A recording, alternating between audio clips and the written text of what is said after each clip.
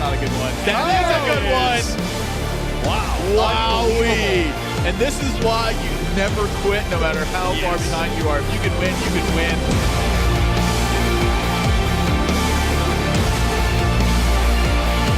Priest, I don't believe it. Wow. And that's going to do it. A boss takes the series. Go. 2-1 to Priest. Wow. I love Priest, man.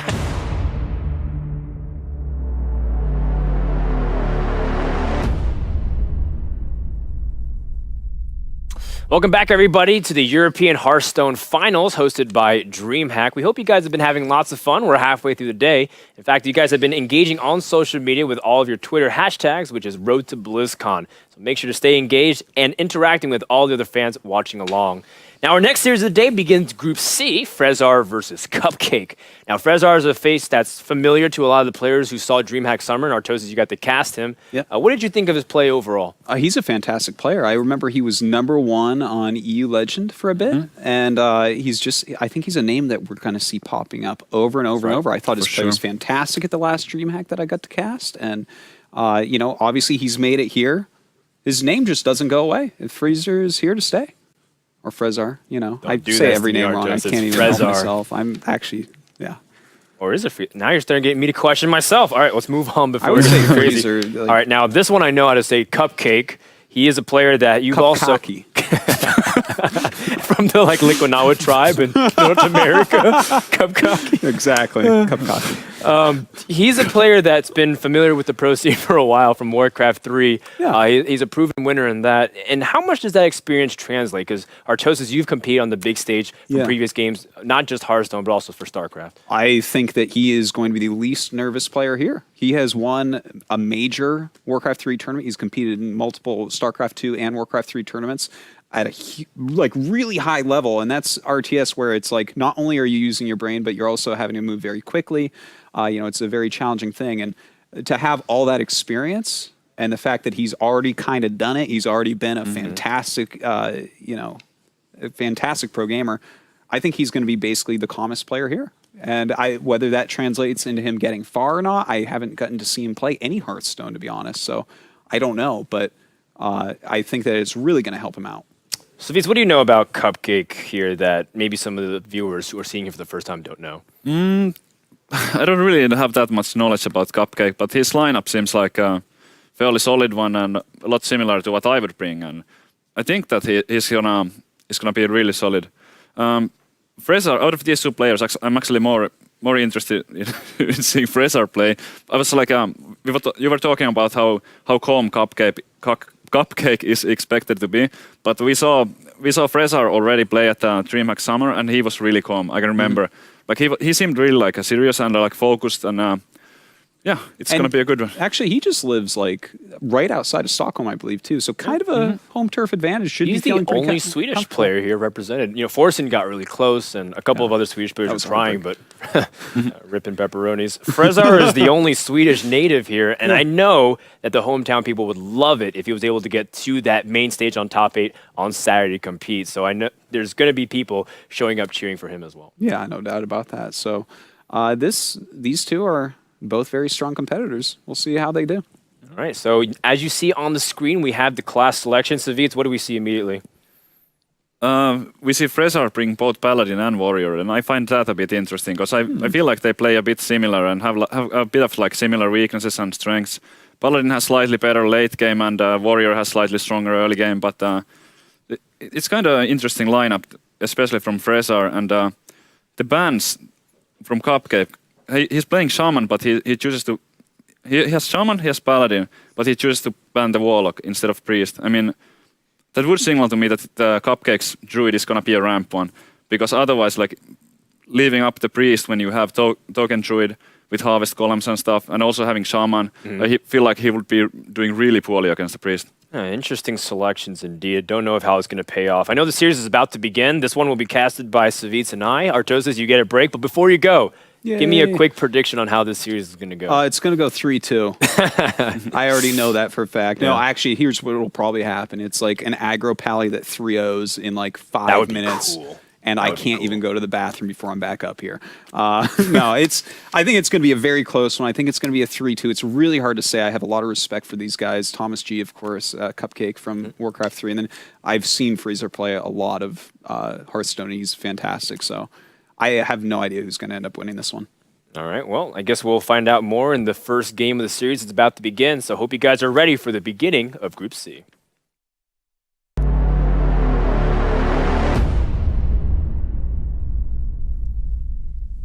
All right, so the first game, let's look at the lineup here, Savitz. What would you favor if you were Frezzar to start things off? Because it feels like he's the one in the driver's seat with a very unique ban on Shaman. Yeah, I don't think you start with Priest like ever, because the Priest is so weird, because it can be, it's probably good against some decks, but it's probably bad against the Warlock, like no matter what kind of Warlock it is. So this is just like my type of thinking that with Priest you want to pick your spot carefully.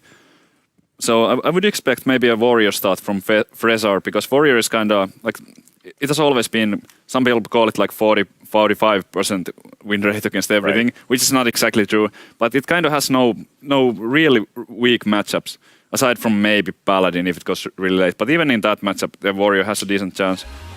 So, and with that, it seems as if we have a Paladin mirror. I'm not sure if Cupcake 100% is, but it seems like it's a very strong start for Cupcake, because you said Paladin is strong against all his classes, but Frezzar opts to start with his Paladin as well. And I feel like whoever wins this matchup is going to be the one dramatically favored in the rest of the series. It's going to be a massive advantage for the one who wins this one.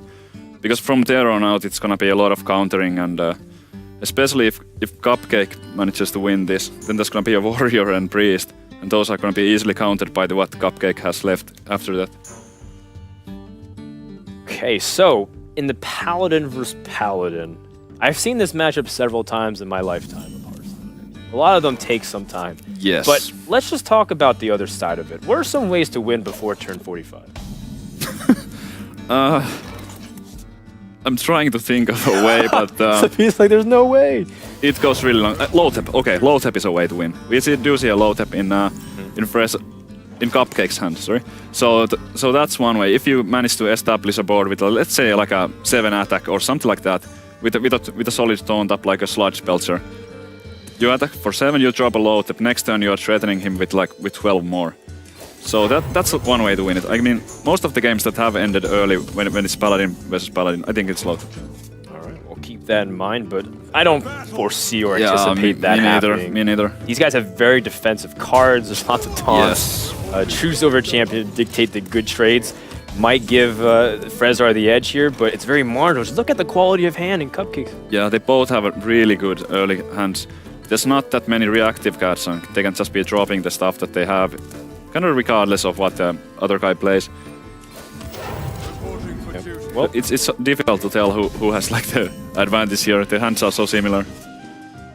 Now, I am wondering about some of the flavor cards. One of the cards that I see you play is Shades of Naxxramas, which I feel like is a really cool tool for Paladin, because the early game is very weak. A lot of times cards like Aldor Peacekeeper coming on turn 3 feels very mediocre, because you're not reducing damage. So there's not actually much to do, and if you don't have Acolytes, like So Shade feels like very versatile. But it seems like these guys have scaled it back and included more cards like Sunwalker, even Harrison Jones. Wow. I was just about to say that no fear playing the True Silver. And that's the dream card. He can coin out he's counting up his cards so he wouldn't discard. And should be fine. Yeah, he's gonna have exactly 9, and drawing the next turn card will but then he is gonna overdraw. Is he? Yes, there's 2 charges on this True Silver Champion. That belongs in a museum. No. Oh wait, you'll be at 9 cards. Exactly. You're right. Yeah. You're right. But still, I have bad vision. That's it's alright. My classes are really right. thick. You see it. I forgive you. But that's such an amazing top deck right there. I mean, wow. But it was a risky play playing the True Silver like that, and I don't know if he really needed to do it. It felt like an unnecessary risk, and it backfired horribly here. Yeah. Well, now his opponent is up on the cards. Now he's down to his last True Silver with 1 charge left. Wow. And Cupcake has pretty much a full hand stacked full of threats. Well, didn't Christmas come early? What would you play here? I mean, I think it seems a bit like early for a low tap, and it's Yeah. likely to get older. So you might not want that, because the best way to play low tap is usually when you already have a board, because it protects your stuff from the AoE and stuff. But I mean, it can be a fine play sometimes, and it would fit the curve, but I would actually like to see the Senjin here, even though he kind of wastes 1 mana. Yeah, it does, but then the True Silver doesn't get full value on anything. In fact, True Silver killed a card that replaces itself twice over and doesn't kill Senjin, so very ineffective with weapons, which in these control matchups, weapons are often the way you establish any semblance of board control or advantage. Yeah. Another thing that's good about playing the Senjin here is that he also has a Sunwalker in his hand. So if there's a Black Knight, it would be likely to come out here, and it would kind of bait it out. Bait it out and Yeah, bait out. instantly bait out, regret everything yeah. you've ever done in life. Now, Shaded Naxxramas, he hovered over it. Is there any merit to playing it here? Because I understand the idea that you want to get it down earlier as opposed to later. Yeah, I think he could play it here and just Dude, because next turn he can get a good trade with the True Silver and the Dude. So the Dude is kind of useful here. This is also strong, but with the Senjin, it doesn't seem perfect. Yeah, it's very awkward. All of a sudden, this becomes I like really a, like a the 3-8. Shade Dude. They choose to go with the Sunwalker. I think it's alright. It's a bit risky because there might be there isn't one. So it works out alright. Some of the heaviest hands I've seen. Indeed. That's This just is amazing. There's no insane. spells at all. There's just 9 raw creatures. minions. No, 1 weapon. Like 9. Oh my god. How much mana cost this, like the whole hand? 50. 2, 46, 61, 67 mana. That's gonna take a while. At least he has like a lot of ammo. In other It's news, kinda I've counted the ridiculous. fastest I've ever had in my entire life. Yeah, that's pretty good. Not gonna double check. I'll just trust you. By the way, Reynad cameo in the background of Frezzar. He's finally arrived to the studio in one piece, hair intact. A lot of people were scared because he missed his flight, in fact, but Yeah. happy he's here. If not, I would have fired him. Alright, so there's Garen, and I like him skipping the attack. I mean, what does it really do to run the Senjin into the Sunwalker? Well, at least it trades off your Divine Shield as if it got a +3 health buff. That's about it. This Frezzar's hand isn't...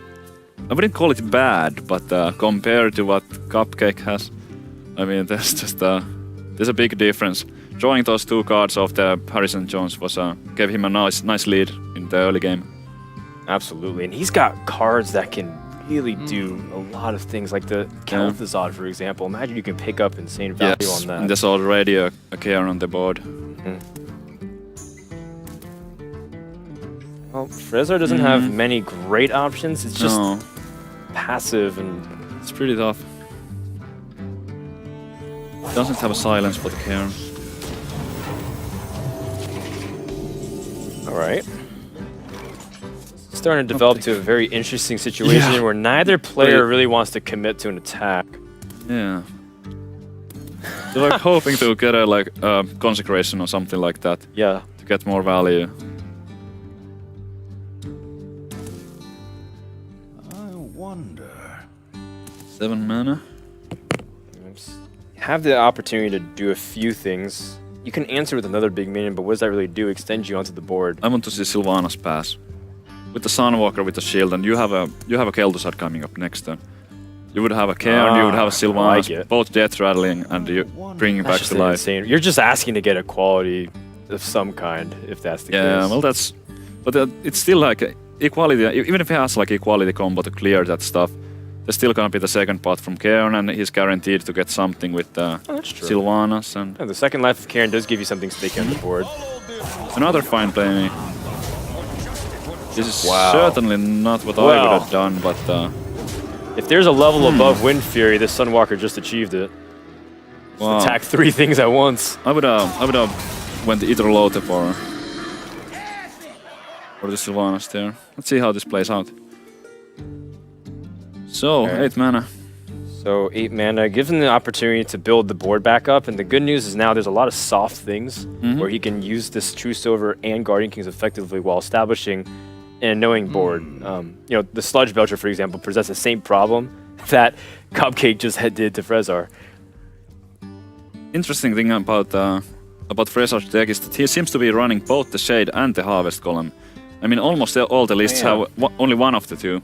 I wonder if he's playing like a single copy of Shade and single copy of Harvest Column, and in case he draws them at the same time, he could drop the one that fits the situation better. That means is there even room for Acolyte anymore if you're playing that with double Altar Peacekeeper? If you play double Shade, double Harvest Column, I don't think there's room for Acolyte. But we don't know how many copies he's playing. That's true. Oh no, this is gonna be trouble if he leaves the Cairn up. Yeah, then the Cairn gets value off the Kael'thasad. Ouch. And it seems like it will. There's no way to... Well, there's one way to kill it if he goes Alder Kodo, but that wouldn't be very good. Yeah, that's very wasteful considering your opponent still will have other minions up. If he doesn't Kael'thasad here, I would be amazed. It has to be a Kael'thasad. There's so much value with the Cairn. There's another sticky minion that's there, plus, you know, your opponent has a lot weaker minions on board. It feels like a perfect match. If he had an AoE in his hand, I guess he would get pretty amazing value with that too, if he had a Consecration. Yeah, but there is no Consecration, this has to be a Kael'thasad. Kael'thasad. You got so many threats that even if Kael'thasad gets removed, you just used it and you still got 50 plus worth of mana of minions to play. Wow. He has so much ammo, like, if he plays the Kael'thasad here, and even if Frezzar is able to answer that, his Cupcake is still gonna be in a good position with These all two that. need to meet, Savids. I'm gonna make a Tinder account just for this, guys. It's a match made in heaven. Cairn plus Kael'thasad, you get the value. You create Bane, he's reunited with his father. It's perfect. Ouch.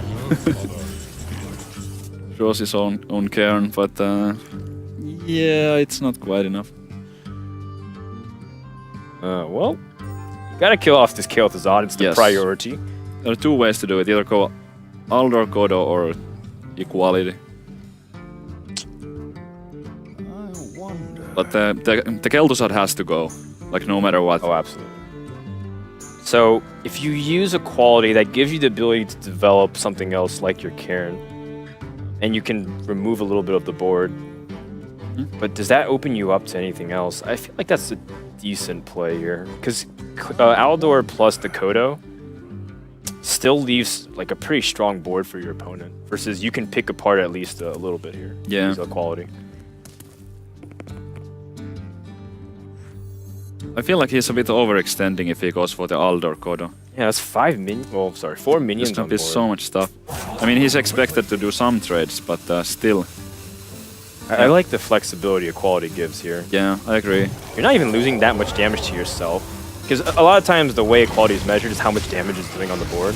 You're only doing 4 to yourself versus the 15 plus on your opponent. Wow, not trading that. I'm not sure if I like that. There are so many cards Cupcake could have here to just clear those. Like a Wild Pyro with any spell or a Consecration.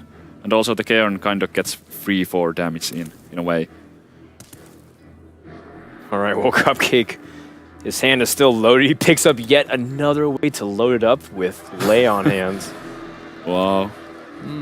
If this game is going to fatigue, it's going to fatigue pretty fast with those cards. He already drew so many. Yeah. And, this Lay on hands is gonna stay in the hand for a long time, I believe.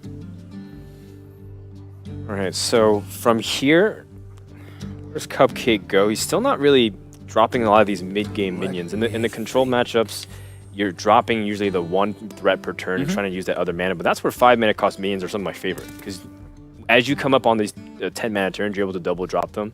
But in these hand situations, it seems like it's a little clunky to get all these things out. Yeah, it really is. I mean, he needs that one AoE clear, and then with the huge card advantage that he has, he can take over the control of the game. But as long as he doesn't draw the clear, this game can go either way. I mean, if the next, let's say, 3 draws from Cupcake are not either Wild Pyro or Consecration, I could imagine the Frezzar still having a chance in this. Well, that's not the person we thought would draw Wild Pyro, but Nope. yeah, at least now he has it, but no spell to combine, so he'll keep that in his back pocket. I think he's so far behind. I would probably. I mean, well, it might be kind of easy to say since I see that hand, but also like if he had an AoE clear, if Cupcake had AoE clear, he would have casted it last turn for sure. Absolutely. So now just like spend all your mana, try to get as strong of a board as possible. Yeah, we saw Kalenta do maybe this. even go like phase. I mean, it seems. Start pushing for damage. Yeah. Something like Yeah, it's not- Cairn into Alder, or just like a Alder into Stampeding Coda. Well, that is a tough call to make. Yeah. Not sure how much I like this, because he's pretty far behind.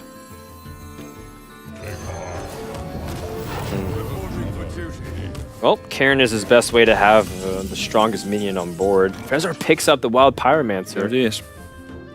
Oh, this is hilarious. He's got ways to use it, but the only thing that's a natural, easy clear is the equality, which isn't what you want to do. And then lay on hands No, over not at draws. all. That's hilarious.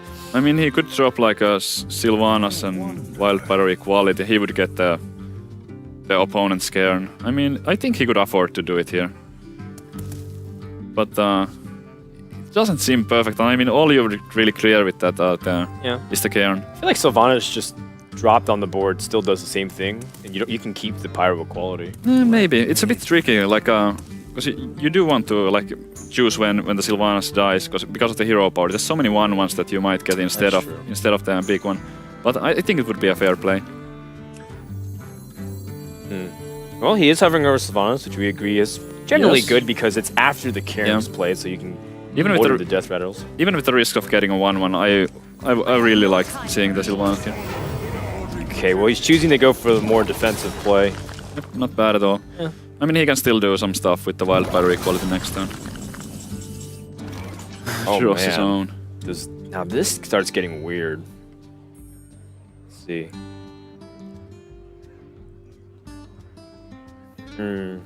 So unfortunately, there's only two ways to go about this. One, you either accept the consequences of Sylvanas, or two, you try to address her directly and then kill her off and then just see what trade you get immediately. Yeah, he could spawn dude and then throw a dude and the Cairn into the Sylvanas and just hope that. 1 in 3 chances Yeah. to go his way. I mean, 2 out of 3 times it's like good for him, because Right. there's gonna be two dudes and 1 Bane.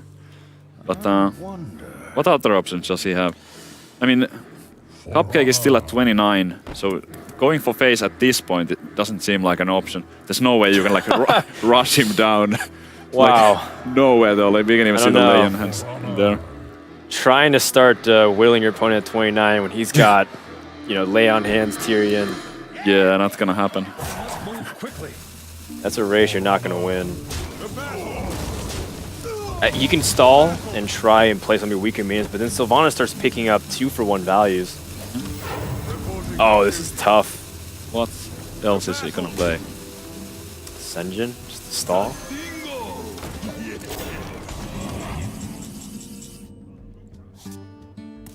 Right. So now the quality play is still available that you suggested earlier. Yeah, sure is. But do you want to do it? I mean, you could add like a low tip on top of it, so you would have a 4/5 and a 5/5 and block the spells basically. I don't think it would be bad. But there's a lot of ways that he can do this now. He could even attack. I would love to see like a Wild Pyro Leon Hands, but it would discard so many cards. That's not something he wants to do. And that's actually one of the ways to throw away your lead. Yeah. I think the Wild Pyro equality would be the best play here. But there are other options too. You could even like attack that into the Senjin and drop like a double Kodo maybe, or 1 Kodo and Like a Lotheb. Lotheb. Yeah. Seems reasonable.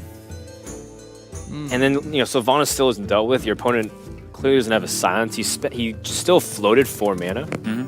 So it's clear that he has cards that he doesn't want to use at the moment, and Sylvanas is still the biggest threat there. Yeah. So I'm in favor of protecting her as much as you can. Get mileage. Sure, but Tyrion seems a bit risky maybe. mean, it is a powerful card, but is this the time? He doesn't really know the other guy's list either.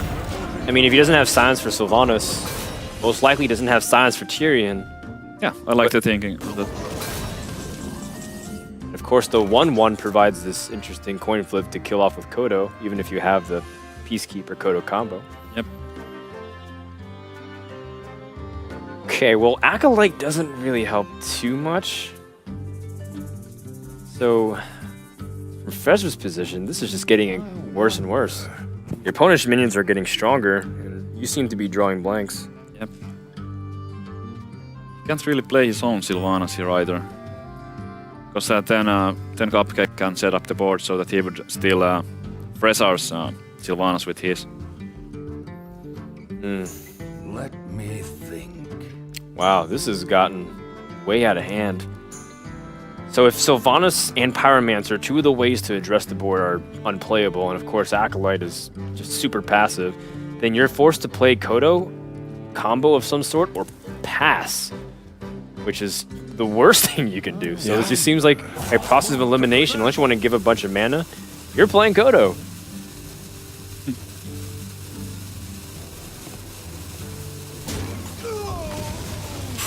This is likely to backfire if he plays Sylvanas. There are so many ways that it can be set up so that the Sylvanas... In fact, I don't like this at all. I'm sure there's gonna be a way. Let's see what's the best way.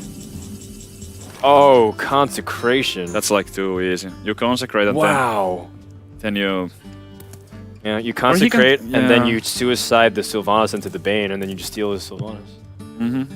Yeah, you definitely steal the Sylvanas. You set up the board so that your Sylvanas steals his. Well, I'm glad the game figured it out many for ways. us rather than Yeah. us figuring out the most complicated Yeah. way to do it. Let's see how he does it.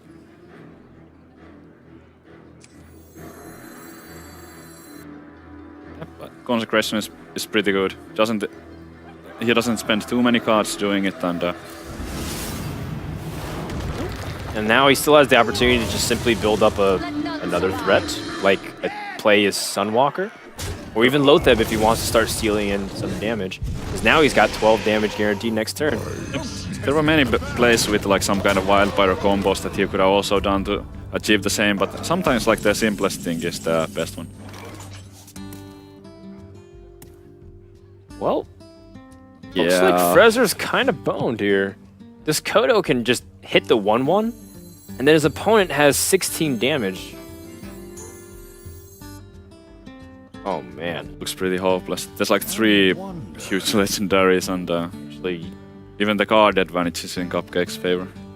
doesn't even really matter if you kill off the Tyrion, it's only reducing 1 damage potentially. No, Frezzar is in deep trouble here. I don't see a way out. I wonder. Well, Kel'Thuzad doesn't accomplish much. Your opponent can just take it. I would play the Acolyte. Like no matter what you do, you play the Acolyte and hope to get an equality for the Wild Pyro next turn. So you don't play the Wild Pyro, but you do play Acolyte. The rest is like whatever. But then the 3 mana kind of clogs up the rest of your turn. Yeah. Oh, and it hits the 1/1. I mean, it doesn't really impact much, but if the opponent had a silence and the way to push for the final piece of damage, he's done for. Wait, is that the second Guardian of Kings? Is that lethal? His 1 damage also. He could attack with the Tyrion first and then go like Wild Pyro equality to get the weapon and 5 extra from that. So he has 17 damage right now. Oh, that's creative. Let me think. 7, 12, yeah, 17.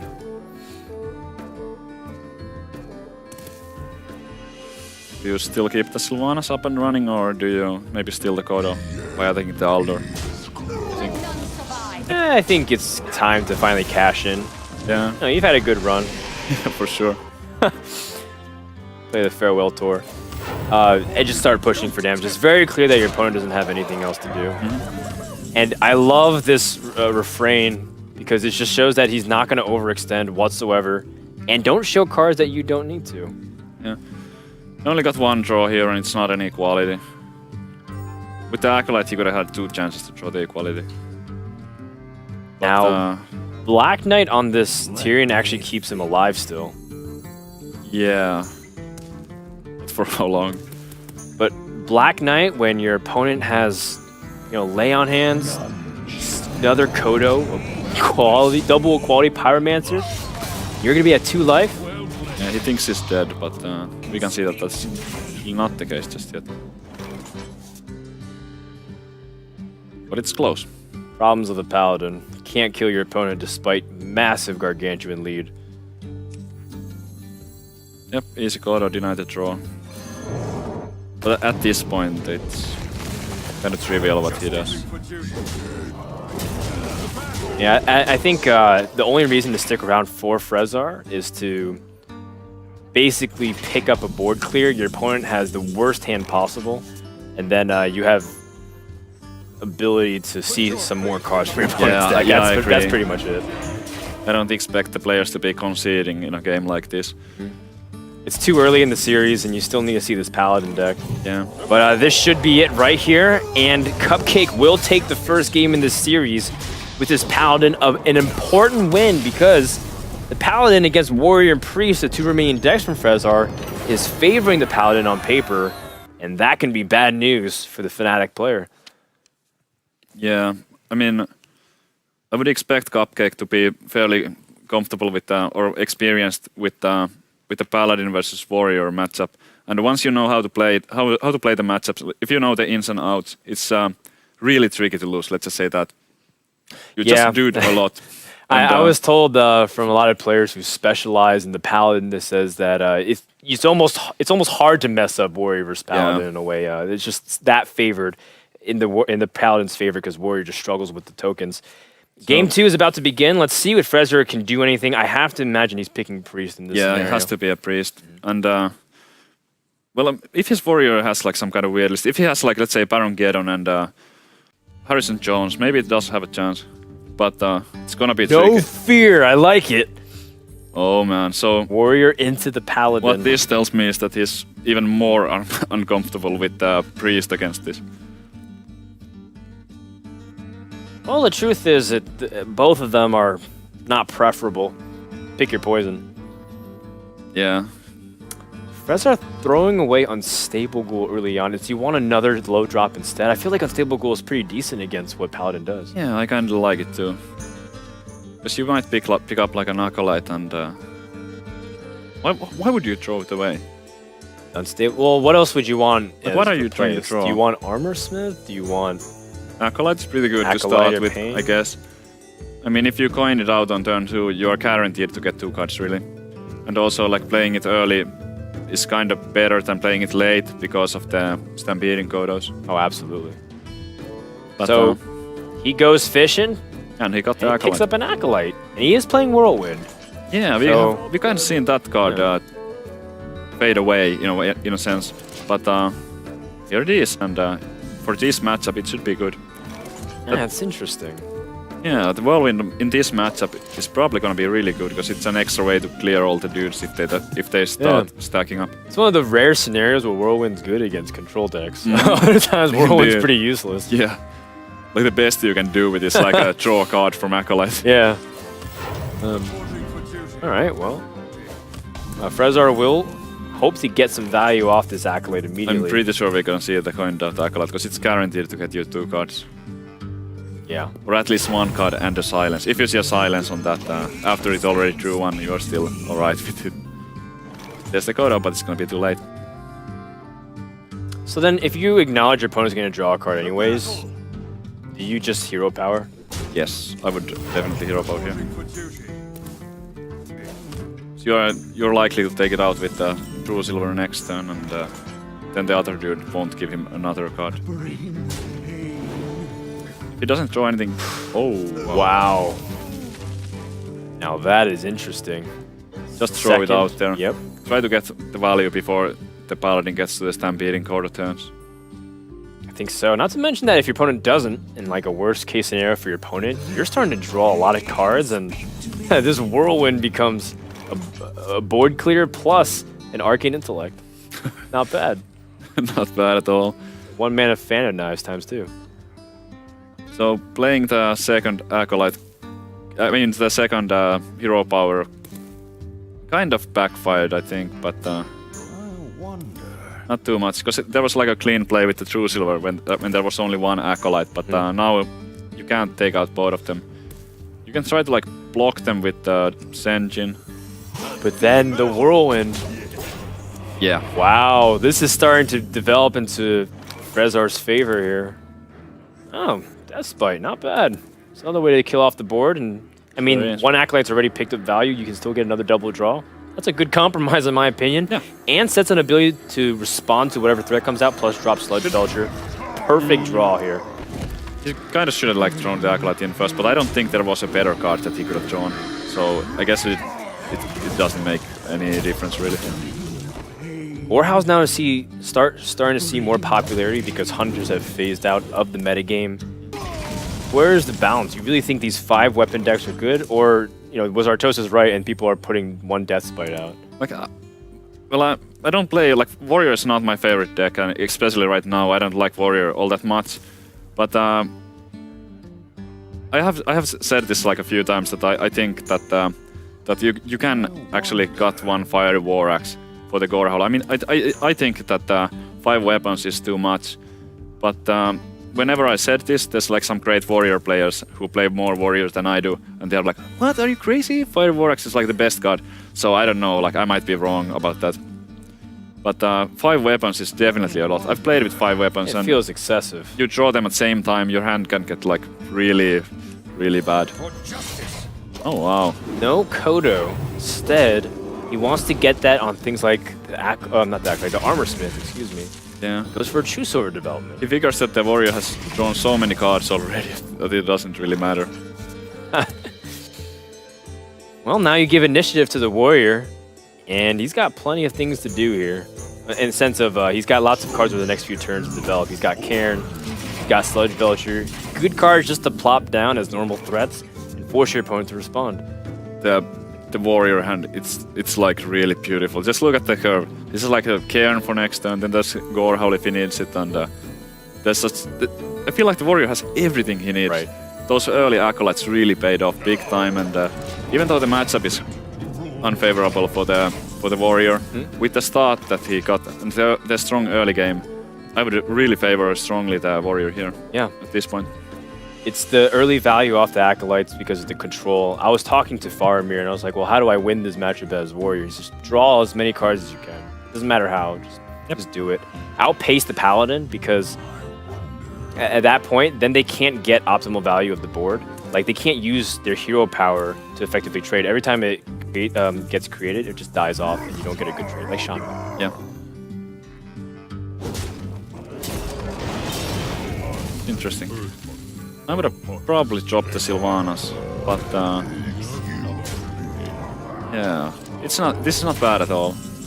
I mean, I think he figures out that he wants to play the Gorehowl soon and doesn't want to hold on to the Death Spite too much because of that. Oh, look at what happens as a result. Harrison Jones came in the hand, so it was good that he used it. Although Harrison on Gorehowl, kind of, yeah, it's that's an alternative he's willing might to swing take. this game around. But Gorehowl is such an excellent card. I mean, when you play it, on the turn that you play it, you still get to kill one big thing. So it's like guaranteed to get some value. And it only draws one card for the Paladin. For justice. But still, that's just one of the most beautiful sights you can hope to see as a Harrison Jones player. Yeah, right after the Doom Hammer and the like Blood Fury, or what is it, like the Jaraxxus weapon? Oh, yeah. I think that is what it's called, the Blood Fury. Oh man, like those are like the top 2, but after that, it's Gorehowl. Not too bad. Well, it is Gorehowl this turn, it looks like. Unless Yeah. Frezzar wants to do something else. Unfortunate for him that there's gonna be the Harrison, but Gorehowl does look really tempting here. Gorehowl is one of those ways to seal the game away, because whatever comes down would just get immediately pulverized, whether it's Guardian of Kings, another Kodo, Lotheb. So a little unfortunate for Frezzar, but even so, Cupcake is not out of the woods.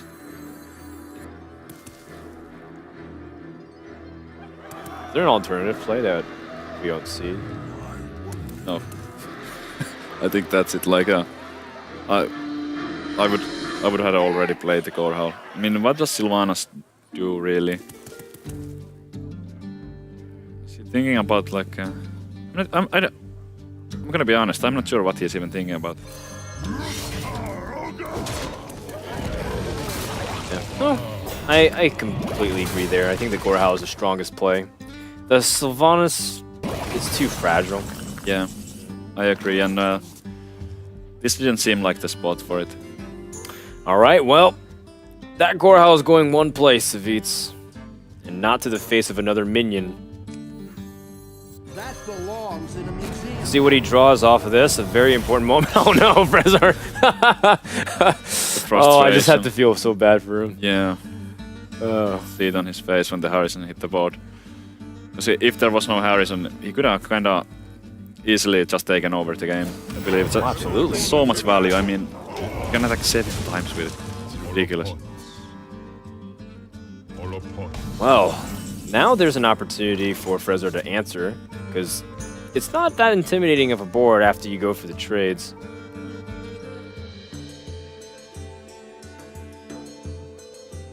There's nothing too great here still. I mean, That's true. like a whirlwind. Whirlwind execute. No, that's not something you wanna execute. Well, he could execute it. I mean, and he maybe even drop the Sylvanas. And we can see that there's no equality combo, but he's thinking about that for sure. I mean, if he knew that there's no equality combo, I'm pretty sure he would just make some kind of like a power play here. Probably the whirlwind execute Sylvanas. I think so. I think you want to start racking damage. You have Gromosh and Cruel Taskmaster, Yeah. so maybe you can start setting up ways to... You really want to have kill. your opponent to have a reactive turn next. And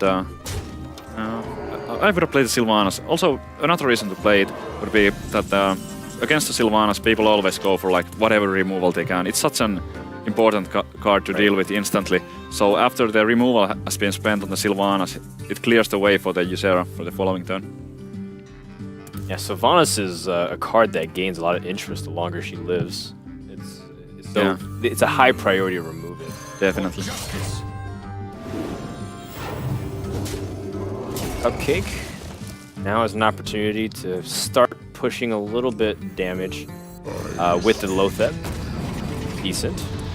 Now suddenly I feel like the Paladin player is in control again. That Harrison Jones on the Gorehowl is definitely a turning point.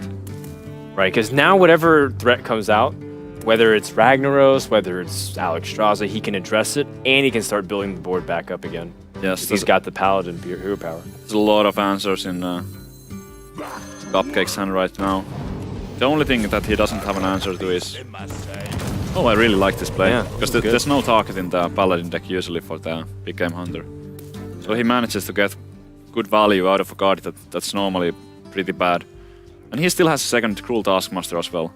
So he can afford to use that and still have it for the Chrome. Yeah, and then he's even starting to build up armor too, so that way he can use Shield Slam.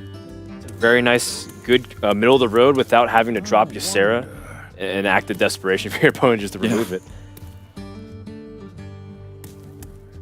Back over in Cupcake land, he's drawn his Guardian of Kings, so he's got some things that just plop on the board. Most important thing though is start fighting back and using the Paladin hero power as much as possible, I feel. Tyrion would be disastrous here. I don't think we're going to see that. Tyrion, and then you Faceless. No, Or Sylvanas probably Steel. Sylvanas it. Oh man, the Tyrion Oh, does come no. out, but it is a... I guess you use the Cruel Taskmaster? No, you use the Shield Slam. Yeah.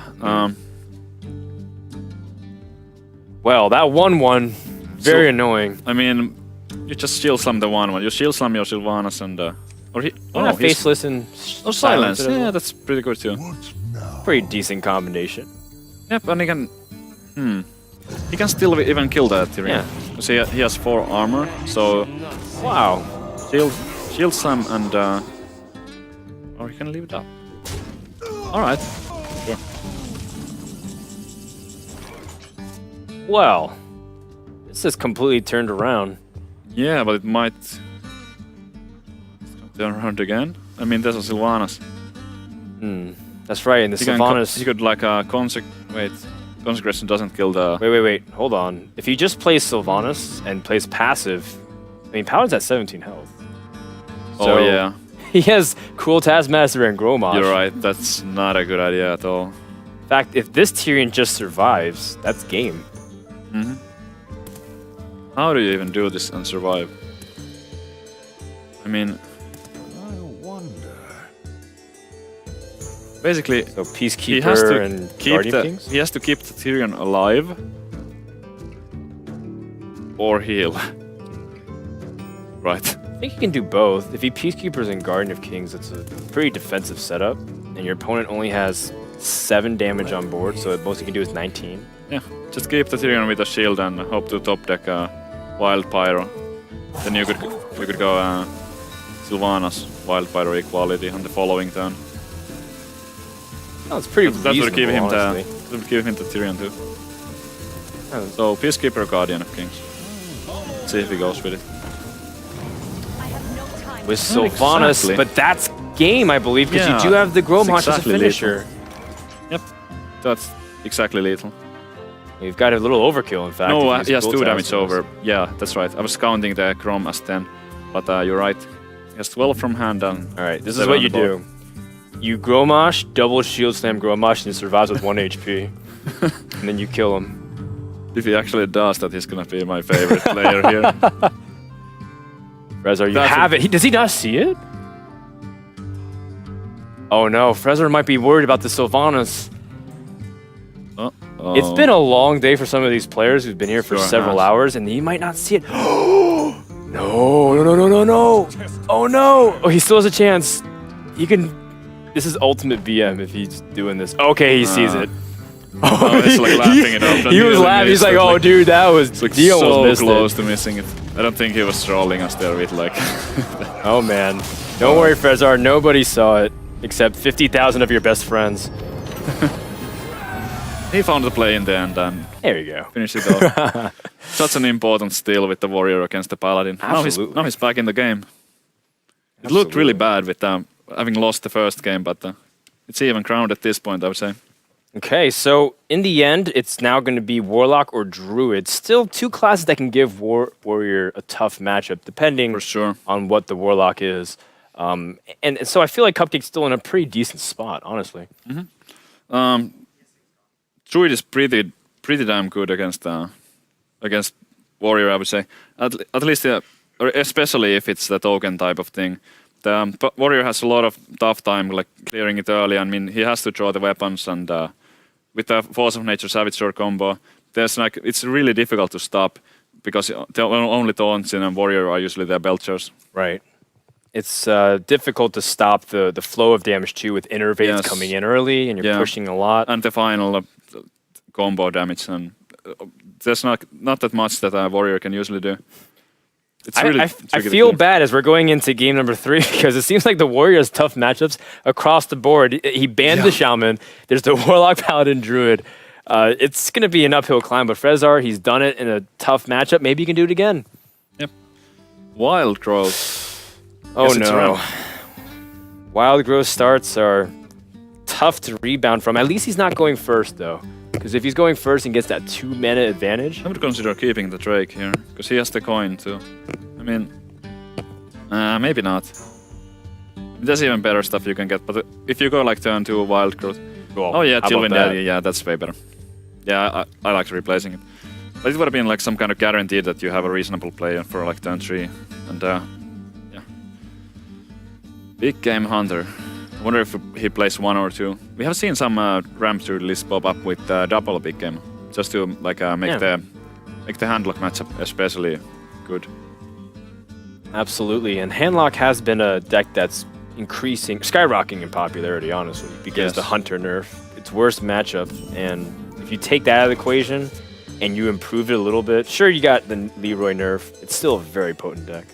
I think it's a little bit surprising that Cupcake chose to ban the Warlock if he has a deck like this to answer it. Because I feel like if you have the Big Game Hunter in the Ramp Druid, it's pretty heavily favored for the Ramp Druid. I wonder if this is maybe not necessarily the full-out like slow Ramp Druid, but more of the mid-range team innovation style, where they play like the Yetis, they play double combo. fact. Could be. It's a little weird, but it worked very well because for them it felt like the perfect metagame spot. Yeah, there's a lot of different versions that Druid. A lot of different versions of Druid that can work, and the class is like it has always been around, and just having like tools like Innervate and stuff. There's so many ways to build it and do well.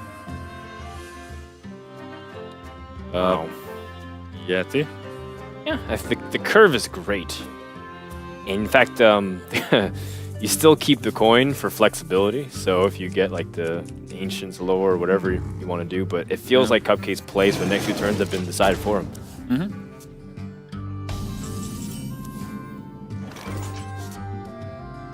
Now here's a question. Oh, never mind. The Wild Growth does come into play. I was thinking about if you drop Druid the Claw and it led into a Black Knight, but it's not going to be because he just used Wild Growth, so he's ahead on the curve. Yeah.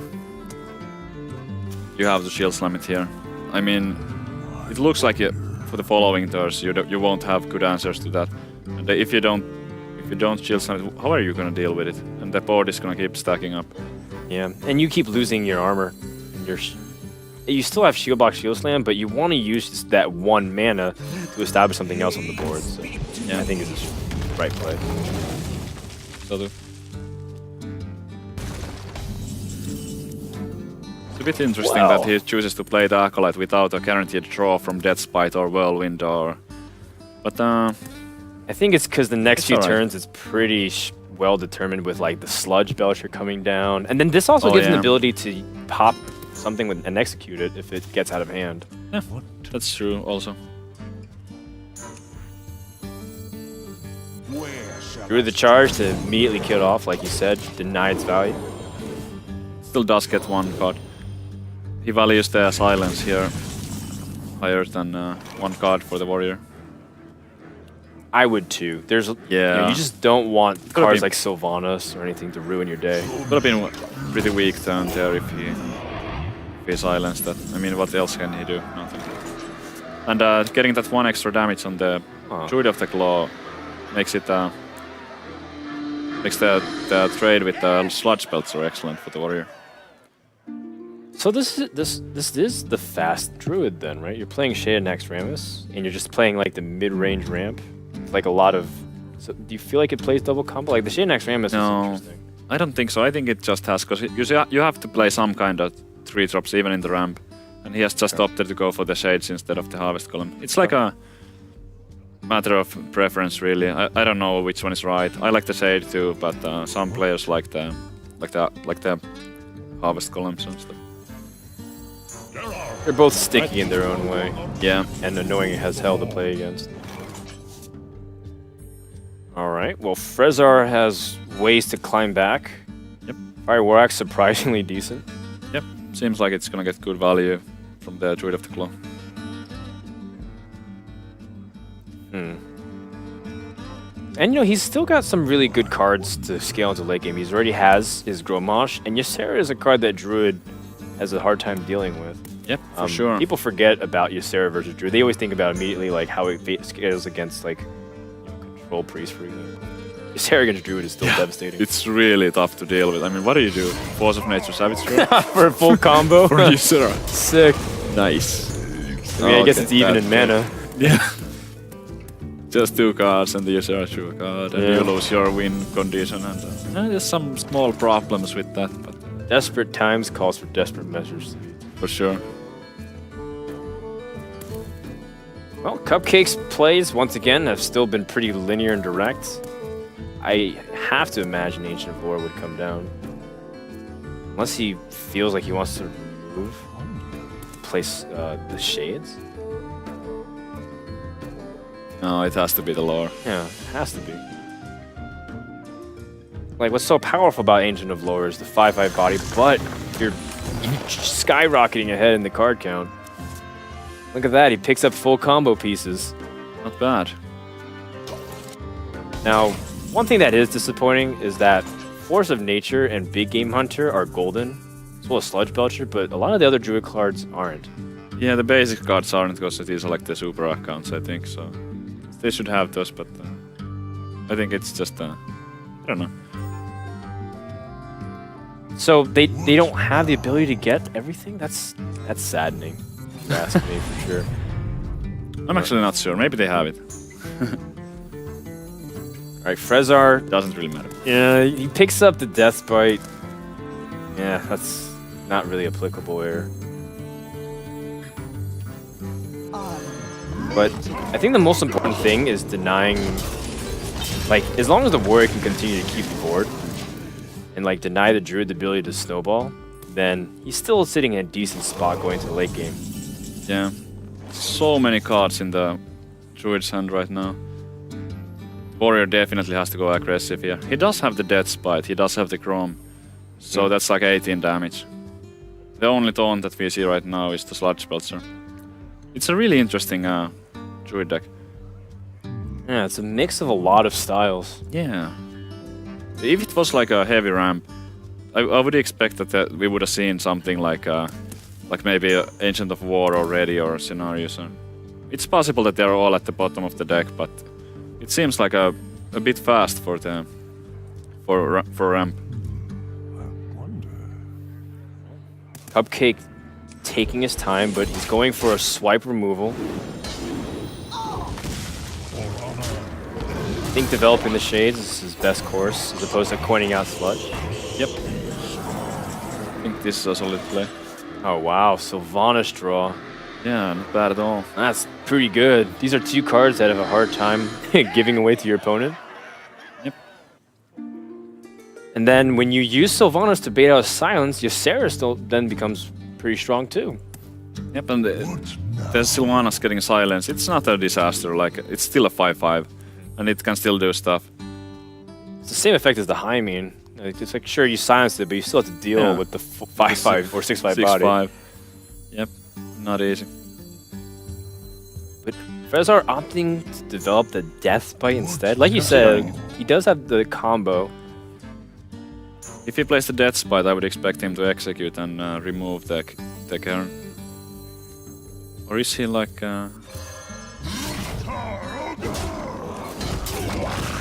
playing this fairly conservative? Oh, opting to I'm not sure if I like that much. be really defensive, like you mentioned. Now the Druid can use his opportunity to build it up. It is double combo. Ramp double combo. Yeah. It's not the first time I've seen it, but in a game like this, I'm sure he has been practicing it a lot and knows the ins and outs, and I'm sure it works. We saw this deck from, again, the Team Innovation guys, Nairia, and I want to say that Toyota and Number Guy were running it too, but to a certain extent, it worked really well for them because it's a pocket in the metagame where you're able to take advantage of the slower decks, while still being able to have like big threats come out every single turn. But there's a problem with that, because when you run both the Wild Growths and you run the double combo, there's so many spells that you might end up drawing in early game, which might be the wrong ones, and you might be missing some drops, and that's like a huge problem with Druid, that you really don't want to be missing early drops.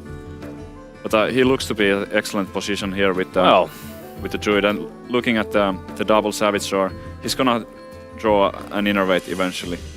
I'm not sure if he's gonna even need to, but when he does it, then he has the 22 damage direct, even with an empty board. So Frezzar can steal something here, or do you feel just plopping Sylvanas still is his best course of action? Oh, Sarah. Okay. And that's exactly 30. That's exactly 30 damage? No, wait, is he one shot? See, there's... Hold on. No, he drew Innervate! Oh my god! I believe he had it. Frezzar, prepare yourself. He didn't even need that. That is a lot of damage. Yeah. Oh my sweet lord. Frezzar can't even look at how he just got destroyed. He was at 30 health. He got OTK'd. I think I would conceal the second Savage Draw there. He could also like he could have coin Innervate the swipe instead. So he had that, and I'm not sure if I did the math right. Just coin out the hero power. Or was that enough? I think I did the math. I did it fairly quickly, and I thought that he had. So he had 9 damage from the 3 minions. So that plus 6 is 15, plus the 14 damage normally. But then he just coins out the hero power, Yeah. and that's 30 damage. I actually think it's kind of big mistake showing the second Savage Sword there. There was absolutely no need to do so, and that gave some free information for Cupcake. You can't resist sometimes, just overkill. Let's go into game 4. Now, Frezzar a little, Yeah. rattled by what he just saw, Yeah. considering the game ended very abruptly. And now we're going into game 4. Once again, a wild growth start for Cupcake. Oh yeah. Excellent. Not bad at all. Now, as the Priest player, I feel like Injured Blade Master is your key to dominating this early game. You get it out. Druid, if he doesn't respond and you even have the Circle of Healing, you actually could do a lot of good stuff and pressure. Sure. So like a really good tempo play if you have the circle. Not to mention if you pick up the Northshire Cleric in the process, you're able to match the Druid, and this guy just never dies. Yeah. Frezzar's hand looks to be amazing if he was playing against a token druid with the Wildfire and the Smite. He could do so Absolutely. many things, but unfortunately that's not the deck that he is playing against. Well, Frezzar is in a tough spot. Thinking about, one, how did this wild growth happen 2 games in a row? But 2, should you spend this opportunity to coin out the Injured Blade Master? I don't think so. I mean, playing the Wildfire wouldn't make much sense here to me because there might be a... Oh wow, he does go for it. And looking at Cupcake's hand, it seems like the Injured Blade Master is gonna pay off. Wow, you even called it before. Sometimes these spells that get in your hand are going to be useless for a while. Yeah, that's the issue that I have been having with this deck. I mean, this type of deck where you play so many spells. Coining out getting back to the Injured Blade Master, I think it was really risky because he doesn't really have a follow-up play for turn 3. There could have been a lot of cards, like Wrath, for example, which might be, by the way, one of the cards that he got to fit all the combos in and stuff, because we haven't seen Wrath yet. That's true. And he did draw a lot of cards in the last game. But the Blade Master is gonna pay off. Do you feel like there's an opportunity for Cupcake to drop the big game hunter? I feel like he should have done it last turn. I'm not sure what he's saving it for. I don't know, it is a golden BGH. Yeah, it sure is, but there's no target for it in the Priest, and I don't know. Seems like these control priests really don't run Ragnaros. That's an Amaz special. No. Worst meal I've ever had. The Amaz special. It involved me losing a lot.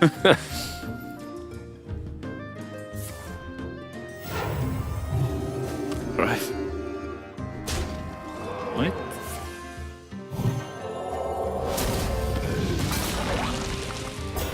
Okay, well, Frezzar's weathering this early game, even though his opponent did get that wild growth. Hasn't been able to capitalize, but now this is where it starts getting really tough. Cairn dropping down. Best responses. Yeah, that's a tough card to deal with if you're the Priest. I mean, some of the lists are running Silence, but we don't know if Frezzar runs it, but at least he doesn't have it now.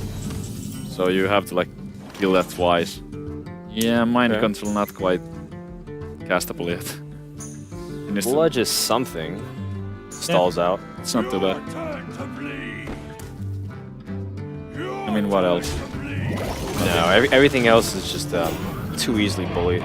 Yeah, if he was to drop the second Blade Master, then the Cairn could kill off the old one. That's a pretty good draw. Yeah, swipe is going to be useful too. Yeah. He can clear the stuff. Well, there's gonna be like the 1-2 remaining, but he could clear most of that stuff. But really, like, if he goes for the swipe, I think that he should drop the big game. I mean, I don't see a point really to holding on to it. Unless he's worried that Priest thought steals something that he might need to keep within his own deck. Then that's pretty obscure. Right? Yeah. I don't know. I'm trying to think of maybe why he keeps it. Yeah. One of the rules of control, especially when it comes to Druid, is make sure you can kill your own cards. It's pretty funny. Do you innovate hero power? He could take out the Belcher. Time waits for no one. I don't feel like it's worth it. You have a lot of other ways you can combo out next turn with 9 mana with like Lotheb swipe, Drew the Claw swipe to some extent. But this does give Holy Nova. a small little opportunity for Holy Nova to be effective. Yeah, but the Shadow Word Death is probably even better. Yeah. I mean, that's like the only target for it, aside from Lotheb, the Druid deck. So, like when you get a good chance to cast the Death, just do it. I completely agree. Back over to Cupcake. Second swipe. So many spells. Oh. Imagine if he had like a Gadget Zan. It'd be crazy. Well, I mean, when you were playing Ramp Druid Yeah, I used on to play first one. stream, you used to play Gadget Zan. Yeah, I think it was pretty cool, like Miracle Yeah. Druid with all the innervates and Mark of the Wild, and Good times. yeah. Sadly, I don't think it's really viable at the moment. Oh well, had a good run with it. Yeah, let's not spread the auctioneer disease. No, Yeah, thank you, Savitz. That will be all. double swipe. I think that's what we're gonna see. Finally clears the board. And now Kieran is still undealt with. And it's not having access to swipe anymore. I mean, in some matchup it can be a problem using both of the swipes early on, but not against the priest. Especially a control priest. It seems really unlikely that there's gonna be multiple creatures. And Seems like that for need sure. that. Frezzar are going to start drawing to see what he can develop. Oh, wow. Well, Another one. lots of health. Want to save it at all? I think if you heal, you're still susceptible to Wrath. I would just cast it.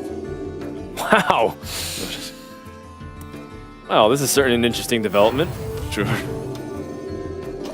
Now you're just one inner fire away from potentially killing your opponent. Yeah.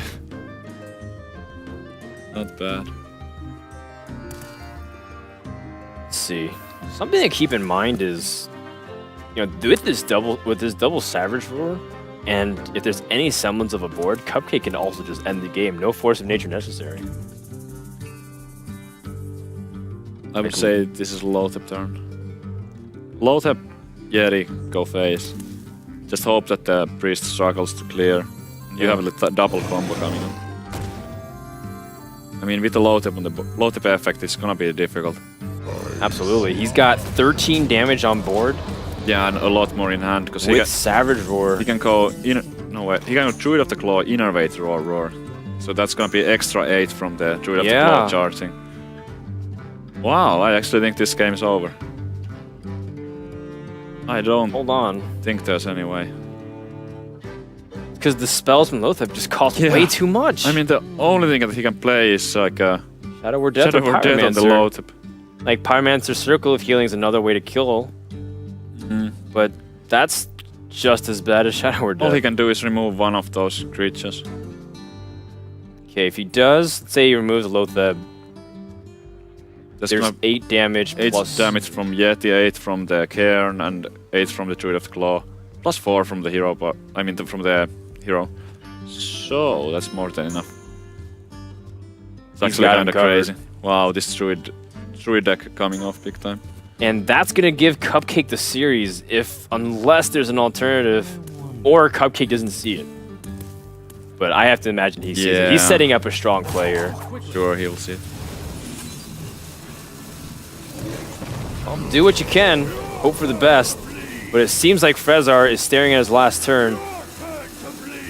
And Savitz, this might be the first series that doesn't go to Game 5. I can't believe it.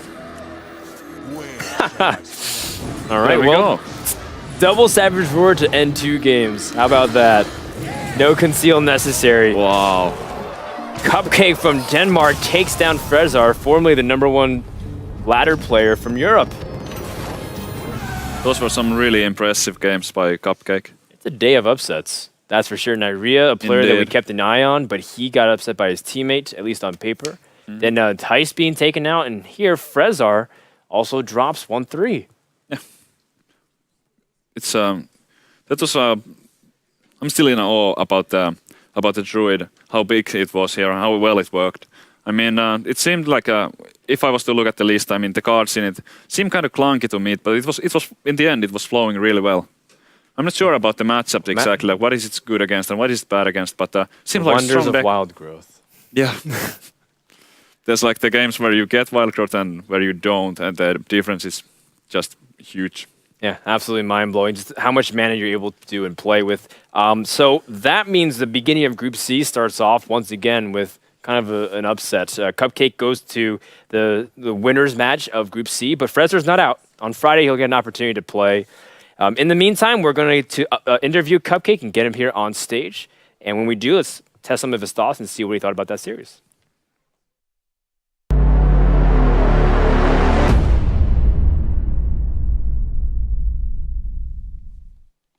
All right, so Cupcake's going to come up here and chat with us a little bit. Just stand right to our left.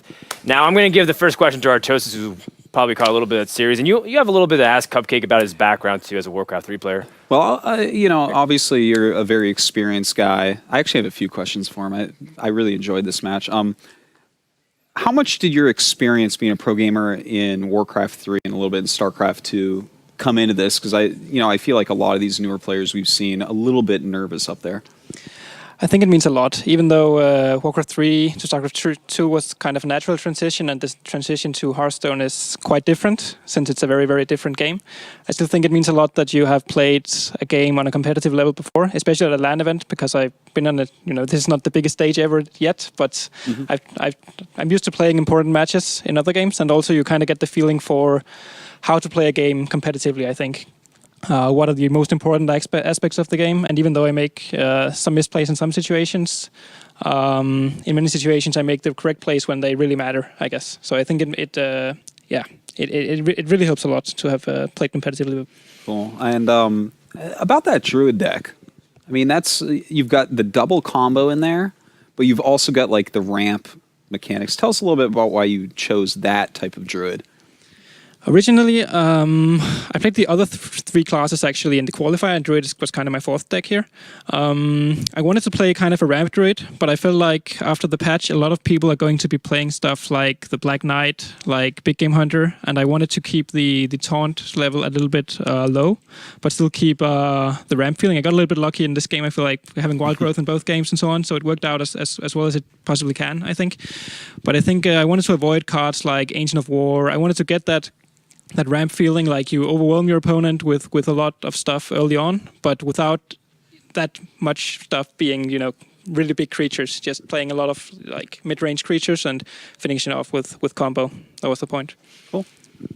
Yeah, I also have that Druid deck was really impressive to me. It seemed like really a spell-heavy deck, and I'm not sure how consistent it is, but it seemed really powerful.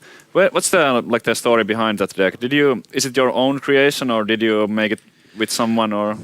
Yeah, well, this deck is my own creation. I got some kind of inspiration from watching some of the other deck lists that people had been using in the qualifiers. I thought that some people had a lot of success with kind of like a mid-range Druid, even though it wasn't really in the current meta, at least a week or two ago. But I think, as of right now, I think it's a quite powerful deck, because a lot of the decks are going very, very controlly, and this deck can kind of punish that. Especially if you get a good start, you can get the pace going, and like double combo double Savage Rock can kill from full health even with shades even in there. It's just even more powerful than back when double combo decks were powerful earlier, because you can deal like maybe 40 damage in one turn if you have a shades on there also. All right, well, I guess the last question is, in Group C, on the opposite end, there is Reynad and Mr. Yagut. Is there either player that you prefer to go up against on Friday? Well, I don't know Mr. Yagut that well. I've tried to study them a little bit by looking at the decks, but I mean, honestly, I don't care too much. I'm just feeling if I can bring my A game, then I can beat either of them. So I feel it's more up to me than it's up to my opponent, in my opinion. All right. Well, if you keep playing like that, I don't know if anybody can stop you. Congrats on your win, and we'll see you on Friday.